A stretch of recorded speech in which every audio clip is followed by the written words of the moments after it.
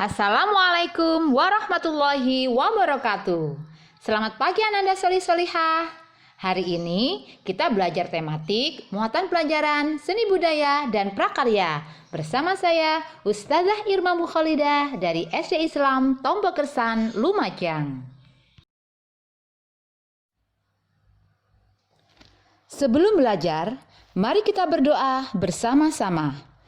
Bismillahirrahmanirrahim.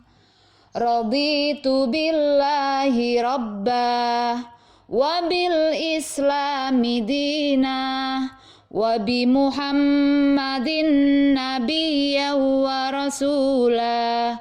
Rabbi zidni ilmah warzuqni fahmah waj'alni minas solihin. Amin ya rabbal alamin.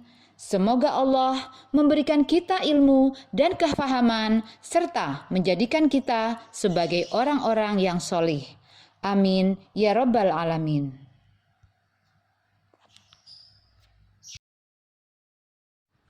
Anak-anakku sayang yang Ustazah banggakan, hari ini kita akan mengulang kembali pelajaran tentang gambar cerita. Masih ingat apa itu gambar cerita? Gambar cerita adalah gambar yang terdapat pada sebuah karya tulisan. Apa ya fungsi dari gambar cerita? Fungsi dari gambar cerita adalah untuk memperjelas, menegaskan, memperindah isi cerita, sekaligus menghidupkan cerita. Selanjutnya, kita akan belajar tentang langkah-langkah membuat gambar cerita. Langkah-langkah membuat gambar cerita yaitu 1. Menentukan tema atau ide atau gagasan. Yang kedua, membuat sketsa. Yang ketiga, mewarnai. Untuk menentukan tema berkaitan dengan objek gambar. Objek gambar bisa berupa benda mati maupun benda hidup. Benda hidup yang menjadi objek gambar adalah manusia, tumbuhan, dan hewan. Penentuan tema dilakukan dengan melihat lingkungan kita sekitar atau pengalaman diri sendiri atau pengalaman orang lain. Selanjutnya, untuk membuat sketsa dibuat dengan membuat atau menambah garis atau coretan agar gambar tampak lebih hidup. Berikutnya adalah mewarnai.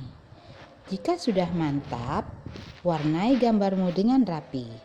Kita bisa mewarnai dengan teknik basah atau teknik kering. Dalam teknik basah, pewarnaan memerlukan pengencer.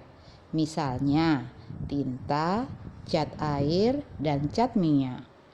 Pada teknik pewarnaan teknik kering, maka pewarnaan menggunakan media yang tidak memerlukan bahan pengencer, misalnya pensil warna, krayon, dan oil pastel. Perhatikan contoh gambar cerita berikut ini. Tema dari gambar cerita tersebut adalah akibat tidak berhati-hati saat bersepeda. Tokoh dalam cerita adalah Tony dan Dedi.